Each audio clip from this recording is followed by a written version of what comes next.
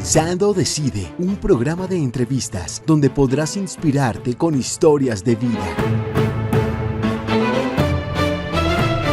Nos encontramos nuevamente en otro de nuestros programas, una edición más de Pensando Decido, en donde hemos invitado y seguimos invitando personas que inspiren particularmente frente al mundo que estamos viviendo. Muchas veces miramos siempre el panorama muy oscuro, siempre vemos problemáticas, vemos cosas a veces de pronto demasiado decepcionantes y puede ser que nos va contagiando a nosotros la desesperanza, la tristeza, las ganas de no hacer nada, el deseo de no futuro, y aquí lo que invitamos es particularmente a ello, a que por el contrario tengamos indudablemente toda una experiencia particular de lo que significa vidas que inspiran, y pues que en el diálogo tranquilo y sereno podamos hacer de que ellos nos muestren ese lado humano, ese lado social, los compromisos desde el punto de vista de la fe, de lo que estamos viviendo. Y hoy nos encontramos alegremente entonces con Alirio Cáceres Aguirre, diácono permanente de la Arquidiócesis de Bogotá, ordenado en el 2002, casado con Andrea desde 1995, padre de Daniel Esteban, de David Felipe y de Laura María. Ecoteólogo dedicado a promover el cuidado de la creación desde los fundamentos doctrinales y las prácticas pastorales derivadas de las encíclicas Laudato Si, Fratelli Tutti y las exhortaciones Evangelium Gaudium, Querida Amazonía y Laudate Deum, regalos del Papa Francisco, del cual esperamos que se mejore prontamente de estos impases que está viviendo de salud. Consultor de proyectos de desarrollo sustentable en los que articulan la perspectiva ética y teológica en las dinámicas de la economía solidaria, la ecología y el ecumenismo, gestor ambiental y territorial, simpatizante del enfoque interdisciplinario, interreligioso, intercultural, la visión ecosistema y holística de los procesos técnicos, comunitarios y ambientales, tomando como referencia las directrices de la cibernética social, el diálogo cultural de saberes y otras corrientes pedagógicas centradas en el protagonismo de la persona y la búsqueda de la armonía con la naturaleza. Alirio, bienvenido a nuestros estudios de Difundir Radio. Padre Antonio, un saludo de paz y bien, el inmenso amor de Dios para todas las personas de este interesantísimo programa y admirando muchísimo la labor de difundir. Muchísimas gracias. Bueno, y pues iniciemos particularmente por este compromiso de fe y esta dimensión tan importante de la Iglesia hoy, ¿no? Y es que muchos laicos movidos justamente, y no solo por la escasez de sacerdocios, porque yo creo que el diaconado no responde solamente al hecho de ser un momento en el cual circunstancialmente entonces se vive crisis vocacionales, sino porque es todo un servicio, es una vocación, y qué bello justamente que laicos comprometidos en la Iglesia decidan hacer este camino de formación teológica, que es muy exigente también, pero que lo viven y lo compartan desde las familias, y que en las familias testimonien esto. Cuéntenos un poco esa decisión de llegar a este mundo maravilloso de servirle al Señor en el diaconado, que es una acción de servicio, porque no tiene ninguna otra cosa diferente. ¿Y cómo se vive al interno de la familia? Usted tiene 3 hijos, adolescentes ellos, ¿cómo miran este servicio también? ¿Y cómo combina este servicio eclesial en relación a este mundo también de la familia y del entorno educativo, porque usted se mueve en el área de la docencia y de la investigación? Sí, voy a comenzar como en las películas por el final para después devolverme. Pues muy bien. La experiencia del Señor pues me ha mostrado que nací para este mundo en la misión de ser un diácono del Creador, un servidor del Creador, cuidando la creación de la que somos arte y parte. Es decir, me considero un hermano, un servidor, y un poco explorando en los fundamentos, pues hay una vivencia de una triple sacramentalidad, primero por ser bautizado, y como bautizado ahí está el pilar de la sinodalidad, o sea, ser parte del pueblo de Dios, ser llamado hijo de Dios y trabajar por el reino. La primera dimensión importantísima que no hemos comprendido nosotros, y es esa del bautismo, ¿no? Es decir, eso queda como un artículo mortis sencillamente en la vida de la persona, no lo asumimos con responsabilidad. Es un regalo que nos hacen nuestros padres y padrinos, porque hay muchas discusiones también hoy en torno a ello, del por qué decidir frente a un niño para que pueda llegar a un bautizado.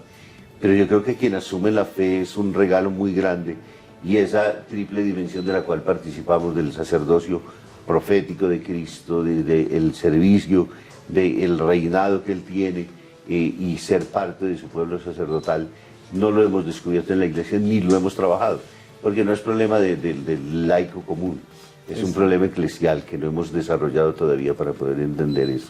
Exactamente, entonces cuando se comprende la profundidad del bautismo, entendemos que todos absolutamente tenemos una misión diaconal, porque somos discípulos misioneros de aquel que dijo, no vine a ser servido, sino a servir.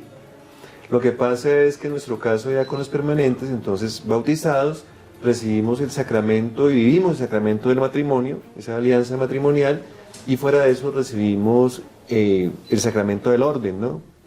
La oración consecratoria, la imposición de manos, en este caso, en mi caso fue el cardenal Pedro Rubiano Sáenz, en el año junio 15 de 2002, y con mi esposa Andrea, el 7 de diciembre de 1995, bueno, 28 años, recibimos la bendición como matrimonio. Felicitaciones, bueno, estamos hoy 7 de diciembre también, a inspiración y aportes de velitas para esta gran celebración de la Inmaculada Concepción. Así es, mañana. Bueno. Así es, hicimos un hogar muy mariano. A propósito de la pregunta, Padre Antonio, o sea, no es la noche de las velitas, es la víspera de la Inmaculada Concepción, y entendemos que San Ambrosio, en su sabiduría, en su capacidad, digamos, de demostrar con hechos la acción de la palabra de Dios, y Nuestra Señora ha hecho que en nuestra Caná de Colina Campestre nunca falte el buen vino, el vino de la esperanza, ¿no? En las duras y en las maduras, pues que como todo matrimonio, pues tenemos que afrontar.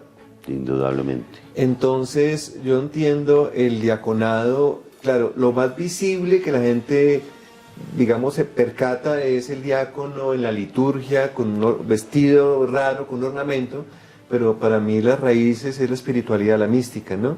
Entonces entiendo que esa diaconía está en lo secreto, ¿no? El ser diácono de mi esposa, ser diácono de mis hijos, ser diácono de mi familia, del círculo de amigos, y en mi caso que soy un ecoteólogo, digamos, un investigador, un profesor, un consultor en temas de diálogo entre ecología y teología, entiendo que es un escenario donde puedo ejercer ese servicio al reino, ¿no? Ante todo. Y por eso mi mayor preocupación está en cómo evangelizar a partir de esos signos de los tiempos, esas señales del territorio. Bueno, que ahí hay unos retos, ¿no? Lo que hemos hablado, la doctrina social de la Iglesia, no solamente con el Papa Francisco, sino con Benedicto XVI, San Juan Pablo II, el mismo San Pablo VI, nos retan a ver cómo es que vivimos ese encuentro con Jesucristo y cómo incorporamos esa dimensión de la espiritualidad trinitaria en el apostolado cotidiano. Y no es solamente hacer cosas, no es solamente reciclar o sembrar una huerta, es la experiencia de Dios, y ahí es donde está la profundidad de la conversión ecológica, ¿no? Entonces, algo estamos haciendo, pero creo que todavía es un desafío en la misión que tengo en este mundo de contribuir a la Iglesia en ese aspecto de conversión ecológica integral. Bueno, ya hablaremos un poco y profundizaremos eso. Sus muchachos, ¿cómo vivieron este acontecimiento? Yo me imagino que lo que fue Esteban y David Felipe, pues tuvieron mayor conciencia del momento del diaconado. De pronto Laura María era más pequeña y de pronto tiene menos experticia en ello. ¿Cómo vivió esa dimensión a partir de familia, en términos de tomar la decisión, de acompañar esta decisión, de poder prestar este servicio ministerial, porque hay un servicio que está, claro, porque está dentro de los ministerios ordenados? Pero al interno de la familia, usted decía algo muy bello, ¿cierto? Es ser diácono también en la familia, porque a veces nos pasa luz en la calle, pero oscuridad en la casa, y entonces una de las cosas, además siempre hemos dicho que no hay cuña que apriete más fuerte que la de la misma familia. Durante todo el tiempo está siempre el mismo interrogante, uno de conciencia también se lo está haciendo en relación a ello. Bueno, yo cómo vivo esta dimensión y cómo camino en relación a esta situación, siendo testimonio aquí, teniendo también unas decisiones que son lógicas, que son de esposo, que es de padre, que es de todo y que hay que tomar frente a ellos. ¿Cómo viven ustedes esa parte de poder integrar las decisiones familiares, la disciplina familiar, el entorno familiar en relación a todo este ministerio diaconal. Sí, es cierto. Pues aquí hay una protagonista que se llama Andrea Pinzón Cáceres, mi esposa, el gran regalo de Dios para mi vida. Nosotros nos conocimos en la obra Kolping. Kolping, el beato Adolfo Kolping, tiene una obra del mundo muy vinculada al mundo del trabajo, a las familias Kolping. Entonces, nosotros somos hijos de una espiritualidad laical, ¿sí? Y allí salgo, gracias a los dominicos, que fueron mis formadores, y también a un padre de la arquidiócesis de feliz recordación, a la formación como diácono. Nosotros como diácono necesitamos que la esposa firme una carta autorizando que estudiemos, y después, cuando vamos a ordenar, firma una carta. Entonces, digamos como que ese es el protocolo, pero detrás de ello hay una diaconía, una experiencia. Digamos, un diácono permanente no sería tal si no hay una diaconía de la esposa, que en oración, que en apoyo, en su vivencia laical, Andrea busca eso, ¿no? Como ministra de la comunión, visitando a los enfermos, a los ancianos. Ella como odontóloga yo le digo Andreita Corazón porque no solamente alivia el dolor de las muelitas, sino alivia el corazón, genera un espacio de diaconía, de servicio, porque sus pacientes la reconocen como una gran confidente, ¿sí? Entonces, ella es inspiradora. O sea, para un diácono no es, digamos, lo que hacemos en la misa, en el altar, con los vasos sagrados, tenemos que ejercitarlo lavando la loza y tratando de estar en la actitud cotidiana, espontánea, de romper el egoísmo, la autorreferencialidad, tratando de servir a todo aquel que esté a nuestro alrededor. Entonces, para mí el ejemplo es mi diaconisa es Andrea. Ajá, maravilloso. Sí, porque eso es muy importante entenderlo en este contexto de lo que significa, porque es un motivo de inspiración la vida y la propuesta desde el punto de vista de su camino espiritual, la que Alirio nos presenta. Entonces, poder entenderlo en esas dinámicas también que se vive particularmente en familia, porque generalmente nosotros estamos acostumbrados a conocer el diácono que va en tránsito al servicio ministerial del sacerdocio y pues vive otras dimensiones. Otra es tener el entorno de familia, ganarse el pan honesta y responsablemente, vivir todas esas dinámicas de lo que significa ser padre, ser esposo, pero ser un ciudadano que vive en el común del mundo, porque a nosotros nos hacen como casta diferente y especial, entonces no se logra muchas veces entender ese camino, pero es muy valioso poderlo descubrir justamente desde ahí, ¿no? Sí, Padre Antonio, a mí me gusta mucho el fútbol, a poner una metáfora futbolística. La espiritualidad del diácono es como la del buen suplente, se entrena toda la semana para que el día que le toque jugar, así sea 5 minutos, lo haga pues con todo el ahínco, ¿no? Entonces la humildad es una virtud fundamental en la espiritualidad diaconal, y la humildad se aprende en casa, justamente porque en casa la esposa y los hijos le conocen a uno también las sombras y también las luces, y es allí donde es la verdad, ¿no? La verdad es la base también de la humildad, un poco Santa Teresa de Ávila. Entonces acá no es cuestión de likes o de aplausos, o la gente a veces es muy lisonjera, ¿no? Muy salisonja. Entonces no dejarse atrapar por eso, sino saber que estamos prestándole el servicio a Dios nuestro Padre en la comunión del Espíritu a través de su Hijo, Cristo servidor, y entonces pues reconocer que es un camino no de perfección, sino un camino de imperfectos que el Señor nos va moldeando y nos va llevando hacia la plenitud. Sin eso yo creo que se nos cae, digamos, los fundamentos de una auténtica diaconía, ¿sí? Bueno. Y es un proceso cotidiano, ¿no? Un proceso cotidiano, porque a veces los diáconos podemos caer en eso de que el que está junto al obispo, junto al párroco, el que más figura, y resulta que no. O sea, si no aprendemos en lo secreto, después cuando nos toque en lo público, entonces se va a desteñir. Eso es un carisma. Y es del brillo que tiene que tener auténtico. Claro. Ese camino. Usted ha hablado de una cosa bonita, las luces y las sombras. A veces nos cuesta mucho entender que somos seres humanos y que somos seres limitados, ¿no? Porque tendemos siempre mucho. Yo digo que es una virtud y una gracia en cuanto nos habla de que somos seres hechos para la eternidad, esa búsqueda de perfección, ¿cierto? Y creo que no podemos de ninguna manera dejar de inspirarnos en ella y de seguir buscándola siempre. Pero ser indulgentes frente a ese camino y entender que somos seres con limitaciones, que somos seres vulnerables, que somos seres con sombras, y que ahí es donde hay que ejercitar muchísimo más profundamente la misericordia que se vive al interno de las familias, que no es ciertamente fácil a veces, ni siquiera en términos de la sociedad, porque la sociedad critica muy rápidamente y de todo, y entonces también depende un poco como de las experiencias de cada uno, porque eso, pues en esto es como en la belleza, es tan subjetiva que cada uno termina siendo como ciertos puntos de referencialidad. Qué importante descubrir eso, de poder hacerlo entender de todos, de que caminamos en medio de esas sombras y que la gente y la familia y el entorno tienes que ayudarnos a construirnos frente a ello y no ser crítica ni el punto sencillamente sobre el cual hay que vivir criticando, destruyendo, haciendo cosas, sino caminar juntamente con los otros, porque perfecto es solo Dios. Aquí estamos en un camino de perfección y estamos llamados a ello, pero hay que entender que somos seres vulnerables, somos seres hechos de limitaciones también, y eso a la vez nos enseña un poco mejor el sentido de la humildad de lo que usted está hablando e insistiendo durante todo el tiempo, porque el servicio es una actitud humilde, ¿cierto? Es decir, el soberbio no es capaz de ponerse nunca a decir yo sirvo porque no, estoy es para que me sirvan. Jesús insistió en que somos servidores. Benedicto XVI tenía como lema, servidores de la verdad.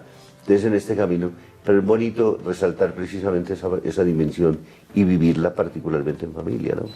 Claro, y saber que no es una cuestión gnóstica, ¿no? De que no es solamente el esfuerzo de la mente, la autosuperación, o porque yo tengo unas éticas, sino es experimentar la gracia. Claro. Y en ese marco me parece que es bueno volver a hablar de la espiritualidad de comunión que nos regaló San Juan Pablo II en la Nuevo Milenio Neunte, y que ahora pues el Papa Francisco la plantea como sinodalidad.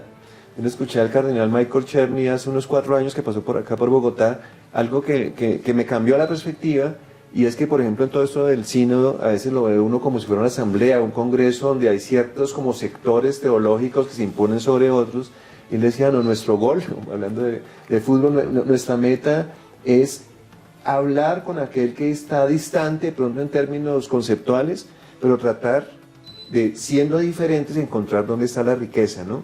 Dónde el punto de encuentro. Y eso me ayuda también a entender la posición de la Iglesia en nuestra jerarquía en términos de conflicto, ¿sí? Porque dice, pero el Papa, ¿por qué no se mete en tal país? Nosotros tenemos que ser instrumentos de paz, y la paz se construye en la capacidad de diálogo, y el diálogo no es posible si no reconocemos al otro como diferente. Y Juan Pablo II dice, es que el otro es un regalo, es un don de Dios para mí, ¿sí? Cada uno es cada uno y tenemos nuestras cadaunadas, pero entonces en eso, en las luces y las sombras, a veces somos tremendamente tajantes no, como tú tienes una manera diferente de entender el cristianismo o la iglesia, entonces ya no me hablo contigo, ¿sí? Y te descarto. ¿No? Yo creo que tenemos que la humildad un poco, pues a nosotros nos ha marcado mucho San Francisco de Asís, Santa Clara de Asís. Ahí esa oración simple que se le atribuye a San Francisco, ser un instrumento de paz, es una forma también de ejercer la diaconía.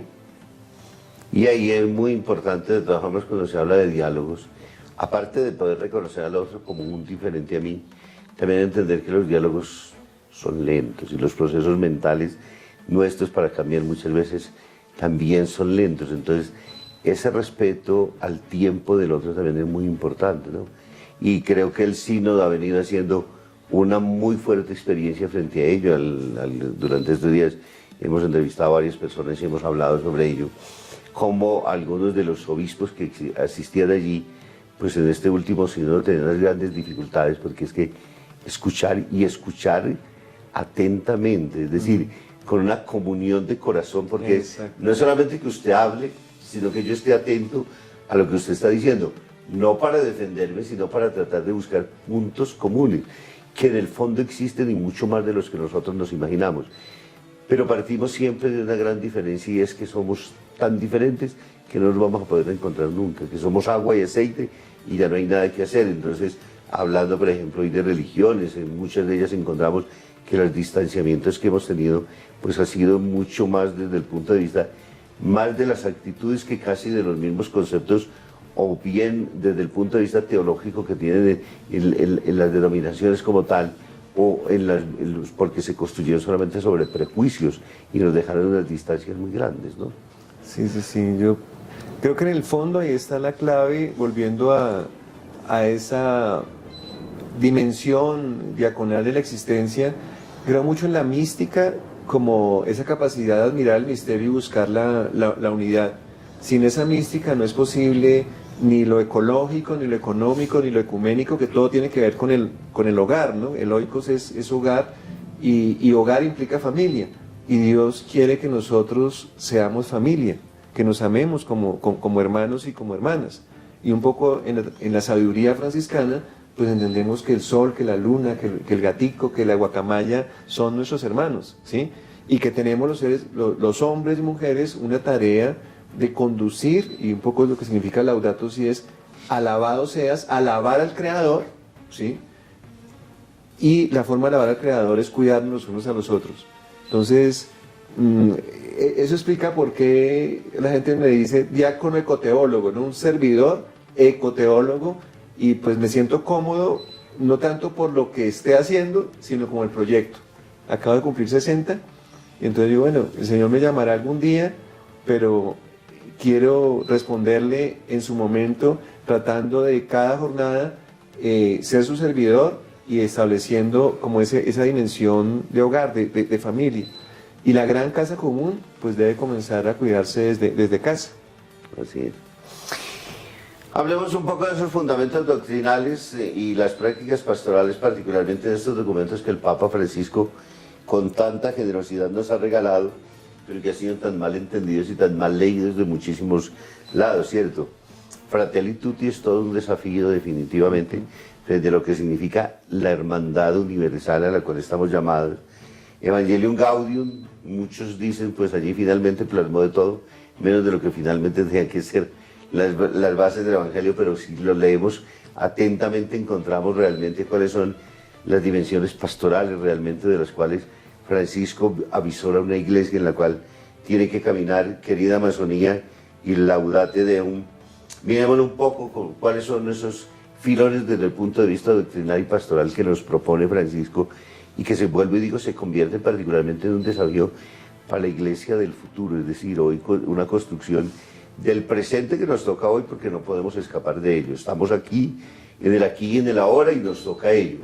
Pero Francisco está particularmente pensando en una iglesia que está por venir y que tiene que crear unas bases hoy muy lógicas, muy sólidas, en diálogos abiertos con nosotros, lejos de lo que muchas veces hay grupos que nos vienen proponiendo, y es que es cambios de doctrina.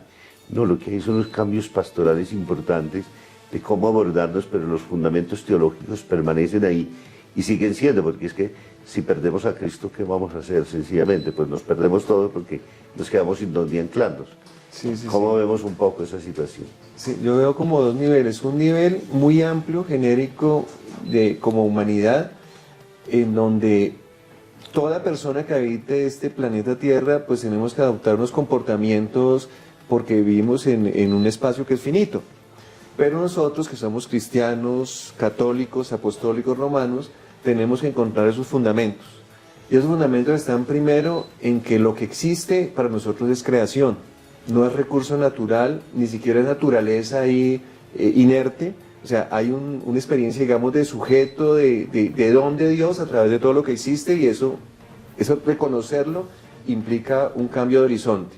Por supuesto, volver a recuperar las Sagradas Escrituras, la palabra de Dios, que tiene una riqueza, una sabiduría, justamente en reconocer que el centro es Dios, o sea, y que la tierra es don de Dios, y que nosotros como seres humanos tenemos una mayordomía, una jardinería, una diaconía en el cuidado de todo lo creado.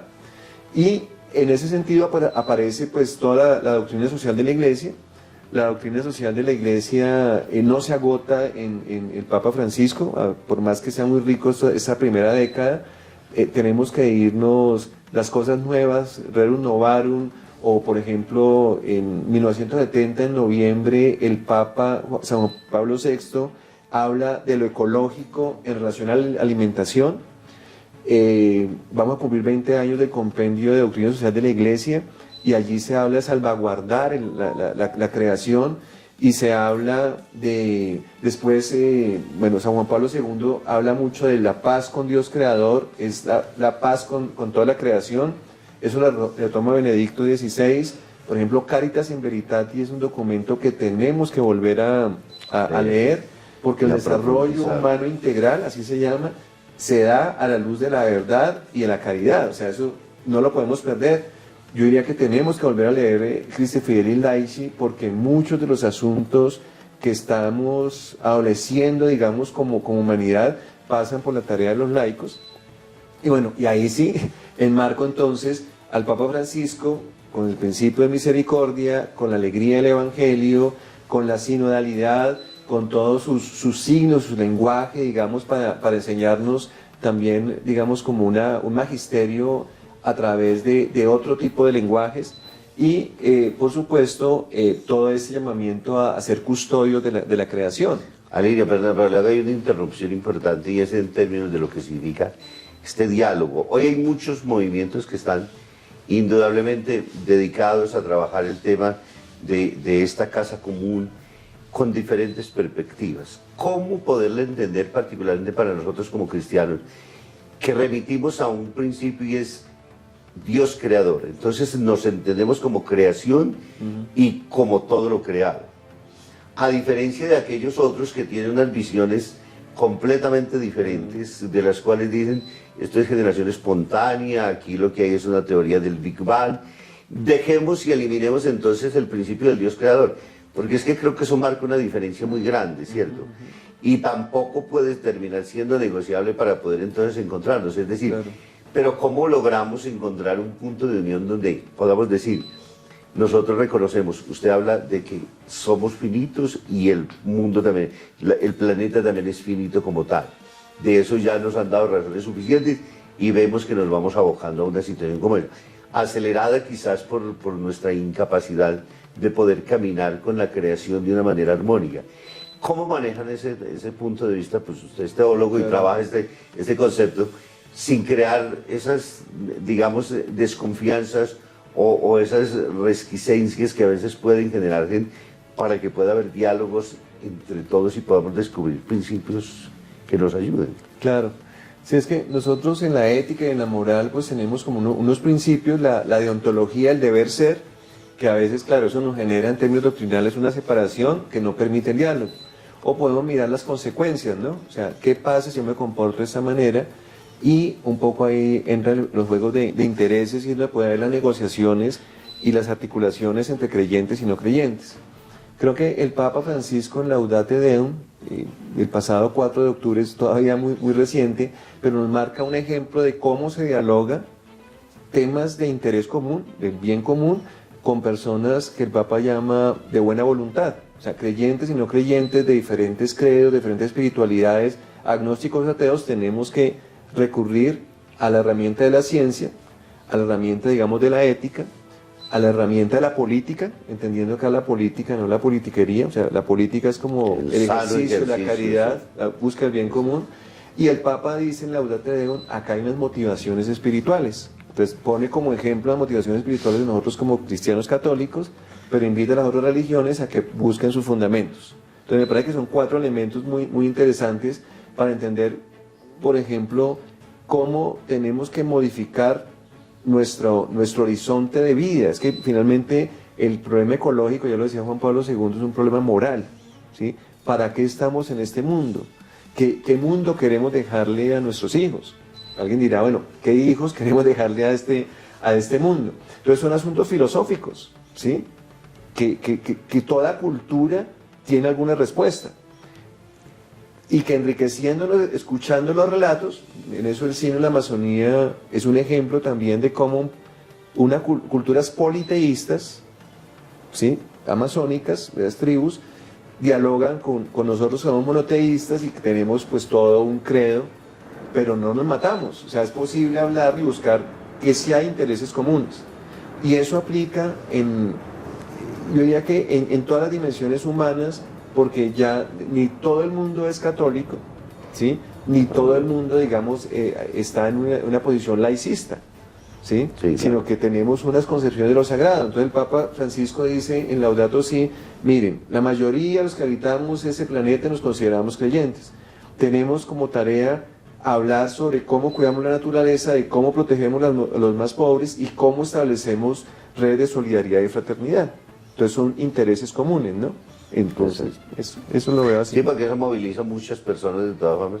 Hay intereses comunes muy grandes, pero a veces esos prejuicios que planteamos son los que terminan muchas veces distanciándonos y entonces ya comenzamos a decir, no es por ahí el camino, porque es que si usted pone a Dios como creador y yo que soy un ateo y que finalmente digo, yo no creo en Dios creador, yo sencillamente pienso que esto es una generación espontánea y esto va hacia su fin, pero tenemos que mirarlo desde otros ángulos, porque no es lo mismo mirar al otro como un don sagrado, que se plantea mucho también en términos de la pastoral que el Papa Francisco nos plantea, y es mirar al otro como un terreno sagrado en el cual yo entro y debo, inclusive él invita a quitarnos los pies, las sandalias de nuestro, porque es un terreno sagrado, al otro que dice, no, tampoco me lleve a mí a ese plano. Claro. Yo reconozco el valor de la vida, quiero defender, quiero inclusive que la vida se pueda propugnar, inclusive ni siquiera en términos a veces desde el punto de vista humano, porque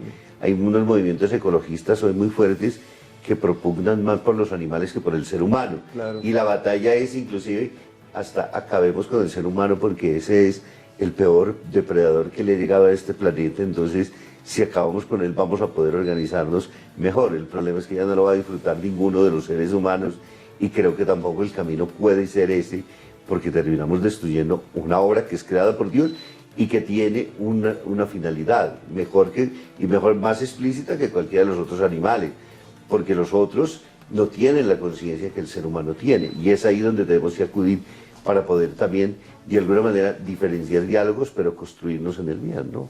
Exacto, sí, y es algo real que vivimos en ese ambiente de iglesia, a veces polarizado, lleno de desconfianzas, y yo, digamos, aprovechando esto que el cardenal Czerny nos enseñaba de entender la proposición del otro como una oportunidad también de crecimiento, asumo las críticas que me hacen o que le hacen a las personas que estamos trabajando. Yo pertenezco al movimiento Laudato Si en el mundo. Entonces dicen, no, ustedes se dedican a salvar árboles, a sembrar árboles y no salvar almas. A ver, entonces, ¿tú entiendes eso? A ver, ¿por qué lo entiendes así? Resulta que nuestra comprensión, alma, vida, tiene que ver con el cuidado, porque el árbol es creación. Entonces, no, que ustedes entonces están hablando con movimientos ambientalistas que son proabortistas. Evidentemente, un diácono católico y una organización católica somos pro vida, de principio a fin, ¿no? Totalmente, O sea, totalmente. en eso es innegociable. Y eso pues está en la doctrina de la Iglesia, lo ha dicho Benedicto XVI, lo ha dicho el Papa Francisco. Y entonces, pero ser consciente de nuestra identidad no es algo fundamental para poder dialogar con los otros. Entonces, está claro que hay movimientos anti-antropocentristas, ¿sí? Totalmente. Hay movimientos biocentristas y hay personas que valoran mucho más una especie en vía de extinción que a la gente que está muriendo de hambre, que está migrante, o incluso hacen caso omiso a todos estos movimientos abortistas sobre la eutanasia, ¿sí? O la distanasia. Entonces yo sí creo que tenemos que, dentro de eso que llamamos la ecoteología, la teología ecológica, el diálogo entre lo ecológico, la ecología integral y la teología, volver a rescatar nuestras fuentes, ¿sí? Es una tarea para nosotros como católicos. Y encontrando nuestras fuentes, ver lo que el Padre Antonio está planteando, cuáles son los argumentos con los cuales podemos dialogar con otros seres humanos. Porque ¿qué sacamos nosotros los católicos con ecoparroquias o con familias ecológicas o con universidades católicas sustentables o obras como estas tan maravillosas que dan un testimonio si el vecino de al lado va a dar un boquete con la minería extractivista o va a contaminar, ¿sí? Es un asunto de diálogo entre diferentes sobre algo que el Papa pues llama la casa común, el hogar común. Eso me parece muy poderoso, esa imagen. Sí, claro, claro. Entonces, en Fratelli Tutti nos dice, es el diálogo social que nos vuelve a ser hermanos. en toda la iglesia nos está diciendo volvamos a la sinodalidad, caminemos juntos, y caminar juntos es escucharnos con respeto, ¿no? Entonces sí es un desafío, yo diría pero también es el único camino. Yo no veo que ahorita ni una guerra, la guerra siempre es una derrota, dice el Papa. O sea, si no volvemos a la compasión, si no volvemos a la empatía, si no volvemos a la misericordia, si no nos duele el dolor de los hermanos, no vamos a poder cambiar, ¿sí? Y por eso en el proceso de paz en Colombia, los grandes aportes de la iglesia, y eso hay que decirlo, están en el encuentro cara a cara. Y hay talleres y hay experiencias de iglesia en los cuales decimos, bueno, usted que ha sido la víctima, encuéntrese con el victimario y diga al victimario lo que siente. Y el victimario, reconociendo que no somos un número, que no somos simplemente una nebulosa, sino un rostro, una historia, se compadece y reconoce, la embarré, ¿no? ¿Qué error tan grande? Es un despertar un nuevo humanismo, definitivamente. Y creo que esa es la apuesta.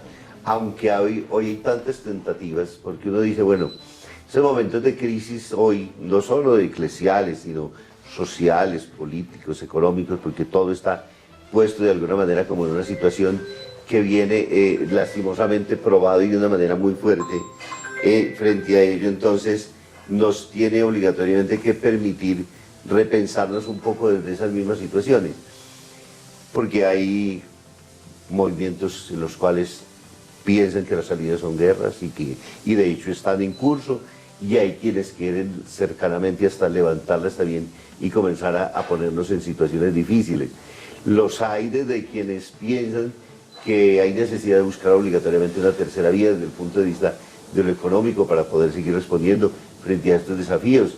Entonces no solamente una economía de mercado donde es la acción devastadora de que todo hay que arrasarlo y llevarnos. Entonces esos diálogos, yo creo que lo más complejo es poder entender este nuevo humanismo que tiene que aunarnos si queremos tener supervivencia y queremos dejar también a las generaciones venideras algo que pueda permanecer aquí. Ese movimiento que usted ha hablado ya bastantes veces y que suena bellamente, tratemos de ayudar a discernirlo un poco para todas nuestras escuchas, pero también televidentes, porque también de igual manera nos ven por difundir TV, que lo tenemos allí como parte de nuestro proceso. Es de ecoteología. ¿A qué le apunta particularmente?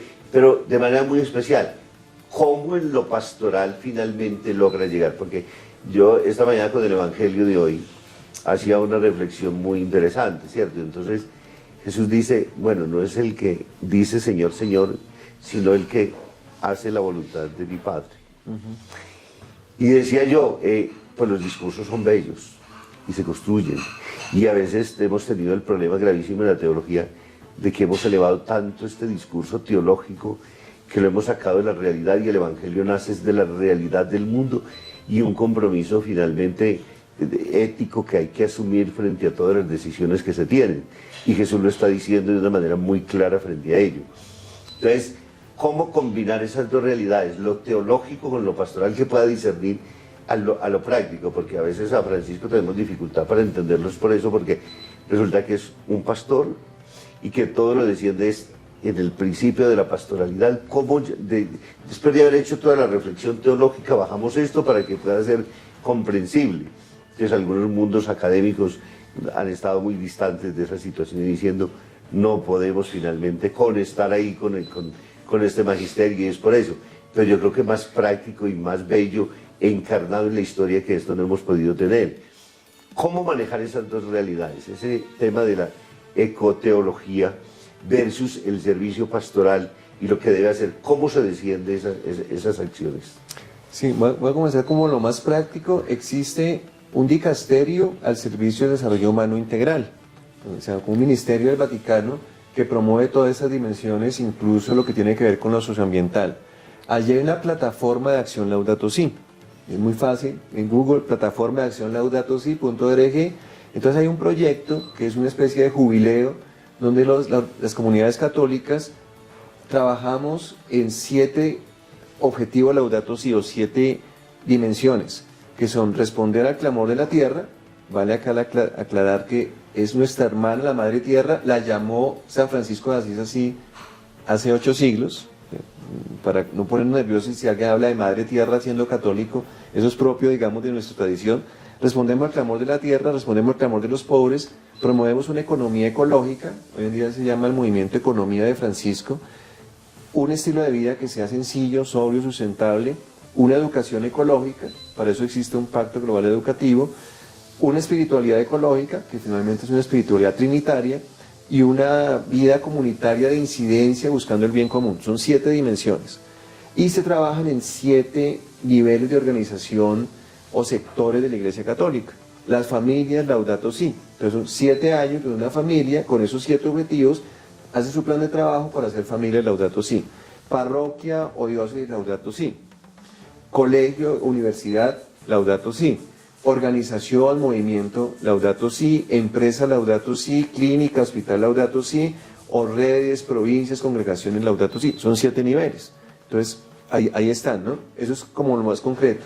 Entonces nosotros hemos llamado, bueno, cómo ser una familia Laudato Si, cómo promover una ecoparroquia o una parroquia Laudato Si. Entonces, allí hay elementos. Por ejemplo, menciono una experiencia de Costa Rica que se llama la bandera azul ecológica eclesial. Te dan las herramientas para que tu templo parroquial, la casa cural, las oficinas o edificios de acción pastoral, digamos, asuman ahorro de energía, ahorro de agua, o sea, como unos asuntos técnicos, pero que están fundamentados en una experiencia teológica, pastoral. Ahí hay herramientas concretas. Tenemos un movimiento llamado Movimiento Laudato Si, va a cumplir ya 9 años, nació en Filipinas como Movimiento Católico Mundial por el Clima. Y nació en Filipinas porque Filipinas había sufrido un tifón horrible en el año 2014, final de 2014, y en el 2015 en París se realizaría la COP21. Ahora estamos en la COP28 de Dubái.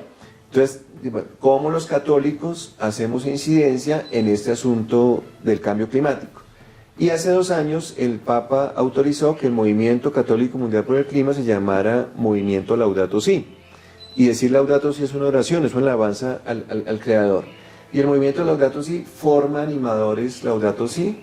Entonces hay una formación apoyada por el CELAM, por el CEVITEPAL del CELAM, que es virtual, que es gratuita, donde tú recibes como las bases fundamentales para ser un animador en esa alabanza al Creador. Los animadores nos organizamos por círculos Laudato Si, una formación, digamos, permanente para ORA, orar, reflexionar, actuar. A su vez tenemos unos capítulos más locales, por regiones, por países, a nivel latinoamericano, y hay un trabajo, digamos, de incidencia en temas de cómo los católicos participamos frente a la crisis climática global, o se genera procesos de conservación de la biodiversidad, o de formación en ecología integral, o algo muy interesante que es la desinversión. O sea, cómo el problema ecológico en el fondo es un problema económico, ¿sí? Porque hay muchos digamos, un seminario o una congregación religiosa tiene su dinero en un banco y ese banco financia proyectos de muerte en nuestros países. Entonces se dice desinversión y ya hay varias experiencias en el mundo que dicen, bueno, señor banco, saco mi dinero de ahí y busco dónde invertirlo porque es que usted me está contradiciendo. Va en contra de los valores. ¿Sí? Entonces, es bien interesante y muy profundo. Y ya en términos territoriales, por ejemplo, ya hay pastoral ecológica o agentes de ecología integral en las diferentes diócesis que se van organizando como una pastoral específica, ¿sí? En el caso de la Arquidiócesis de Bogotá, pues hay una coordinación para el cuidado de la casa común. Las diócesis urbanas también tienen una pastoral ecológica o algo similar que lleva a nosotros, y ahí vengo un poco a la pregunta de lo conceptual de la ecoteología, cómo lo ecológico, cómo la conciencia del entorno enriquece o modifica mi concepción de Dios, ¿sí? Para mí como investigador, el gran campo, el desafío es lo intercultural. O sea, cómo yo me junto con un politeísta, con un no teísta, por ejemplo, un budista, con un ateo, con un agnóstico y como cristiano, con otros monoteístas, y dialogamos sobre lo común, ¿sí? Y cómo mi imagen de Dios, pues, se puede enriquecer escuchando otros relatos de experiencias de Dios. Pero en términos de un cristiano, católico, apostólico, romano, tenemos que volver a las fuentes de nuestra sabiduría, y eso implica una hermenéutica, una interpretación bíblica en esa clave que nos dice la revelación del Señor en términos de ese ser cuidado de la creación, y cómo también esto que estamos hablando, la doctrina social de la Iglesia fundamenta ese posicionamiento de nosotros como católicos desde estos marcos de una experiencia de Dios. Y finalmente, hablando que digamos como católico, me parece que es volver a la Trinidad. O sea, para nosotros la fuente es esa relación desbordante de amor. El Papa lo llama, Papa Francisco, comunidad preciosa, amor infinito, Padre, Hijo y Espíritu Santo, que son desbordantes de vida, ¿no? Ahí está la base de la sinodalidad, y ahí está la base de esto que llamaríamos el cuidado de la casa común. Que son indudablemente pues, aspectos que hay que seguir profundizando muy fuertemente, interiorizando. Ha organizado diferentes círculos de trabajo, veo que usted participa de muchísimos movimientos, de diferentes organizaciones. Cuéntenos un poco sobre eso antes de que terminemos también, Alirio, esas experiencias, e invitemos a otras personas, pues es el valor de que despertemos conciencias comunes y que comencemos a trabajar indudablemente por lo valioso de la vida, que se expresa de miles y de diferentes maneras. Es muy importante que lo entendamos y que aprendamos. Yo siempre insisto mucho en los católicos nuestros, que tenemos una relación terriblemente difícil porque la tenemos solamente vertical, pero nunca aparece a veces horizontal. Es decir, el cristiano medio que nos asiste a la misa, con eso ya se quedó contento, pero durante la semana no incide en nada, o no tiene la capacidad de correlacionar la vida con lo que finalmente cree, y nos hemos quedado en ese mundo, y creo que todavía es un desafío muy grande para el catolicismo, particularmente para nosotros como cristianos, y es que Cristo, con las palabras de Francisco, pueda callejear toda la semana y entre las empresas, vaya a los juzgados, esté en la presidencia de la República, camine por todos lados. Eso todavía nos cuesta muchísimo a nosotros en muchos círculos. Sí, sí, sí. Una nota autobiográfica, pues soy hijo de una familia con mucha abuela, mucha mamá, papá ausente. El rostro masculino, digamos, de la fe viene por mis tíos maternos. Estudié con los frailes dominicos del Colegio Santo Tomás de Aquino, 450 años. Muy bien.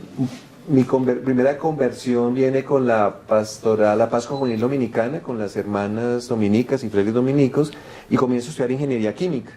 Y estudiando ingeniería química había una crisis porque no entendía cómo el campamento misión tenía que ver con esos cálculos matemáticos, físico-químicos, y encuentro un grupo en la Universidad de América que estudia un libro llamado Lo pequeño es hermoso, un autor de apellido Schumacher, y que él habla de una tecnología con rostro humano y una economía que puede dialogar con la espiritualidad. Y eso, ese libro y las personas que lo leen me cambian la vida, y termino siendo no un ingeniero químico de industria, sino un ingeniero químico más de trabajo popular. Entro a Colpin, hago como toda esa conciencia del laicado, de ese mundo del laicado en lo político, en lo económico. Adolfo Colpin es un visionario, un precursor, un pionero de la doctrina social de la Iglesia. Conozco a André, iniciamos nuestro hogar, y en ese marco pues estudio la teología en la Universidad Javeriana. La pastoral ecológica es mi trabajo de grado. El grupo de investigación ecoteología es como un fruto de esa experiencia allí universitaria. La mesa ecoteológica interreligiosa, la meseta en Bogotá, también surge en esa época. Entonces termino siendo una persona que está participando en los movimientos ambientalistas desde mi identidad religiosa. Hablo como católico, pero ya, digamos, hay otras personas que son menonitas, presbiterianos o budistas, ortodoxos, pero a su vez termino en redes que son o interreligiosas o católicas, pero con esa identidad, digamos, de ingeniero formado. Fui profesor 16 años en la Javeriana de teología en la carrera de ecología. Entonces para mí eso fue una escuela. Entender la episteme como la racionalidad de los estudios ambientales y rurales me ayudó muchísimo a hacer como esta construcción y esta búsqueda, ¿no? Entonces es como una intersección, el conjunto ambientalista y el conjunto religioso, y ahí estoy, ¿no?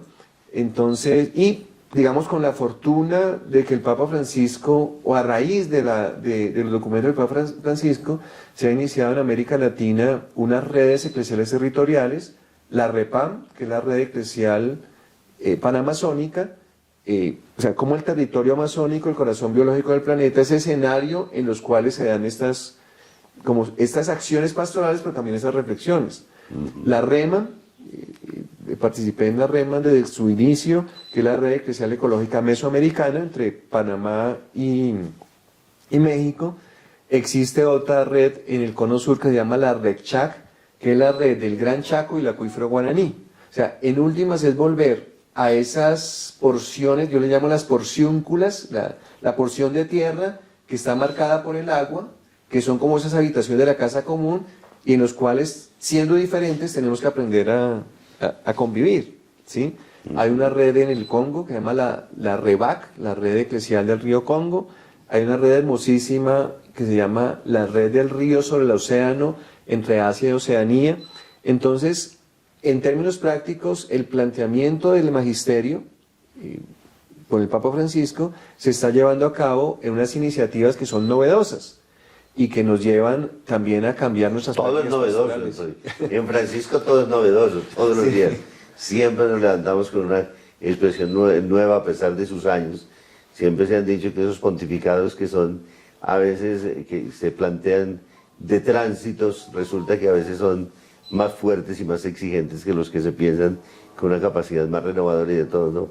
Pues nos sucedió con Juan XXIII y también sucede con Francisco, que indudablemente lo ha hecho.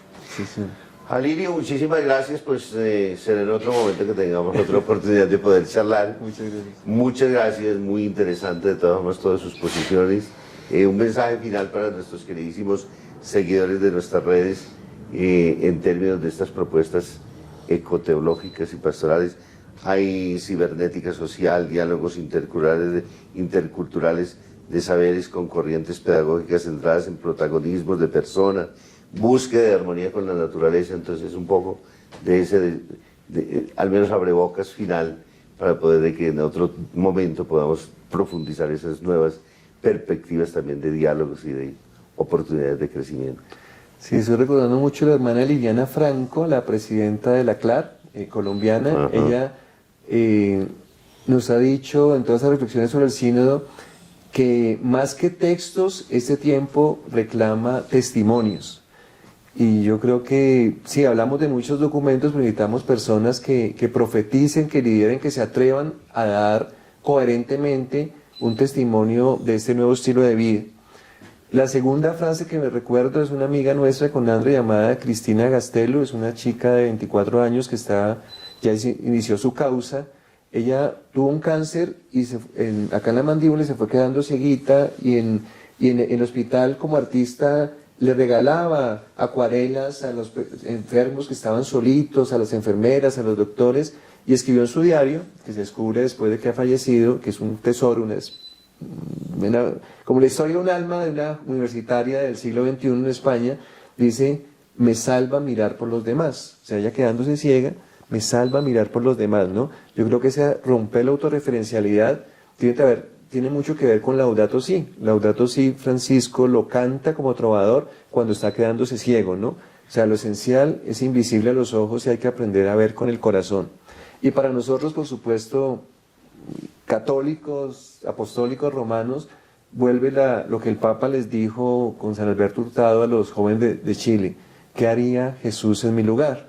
Nosotros, y eso no es una cuña del canal Cristovisión, pero tenemos que volver a tener esos mismos sentimientos de Cristo Jesús nuestro Señor, tenemos que ver el mundo, soñar el mundo con los ojos de Jesús, la mirada de Jesús, entre la Laudato Si 96 a 100, lo recomiendo, porque es la única manera de que podamos superar esas ideologías y podamos volver a la mística que fundamenta nuestro testimonio en el mundo, ¿sí? Volver a mirar el mundo como Jesús, volver a mirar al judío, a la samaritana, al griego, al romano, al fariseo, con ojos de misericordia.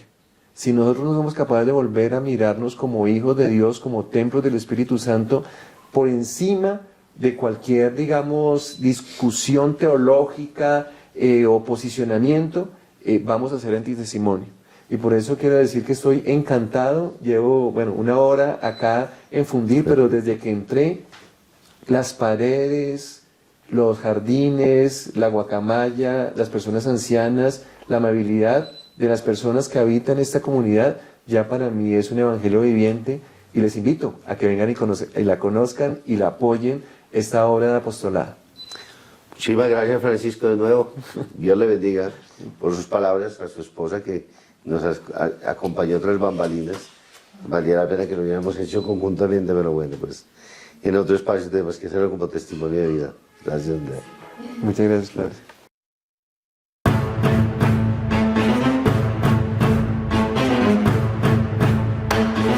Pensando Decide, un programa de entrevistas donde podrás inspirarte con historias de vida.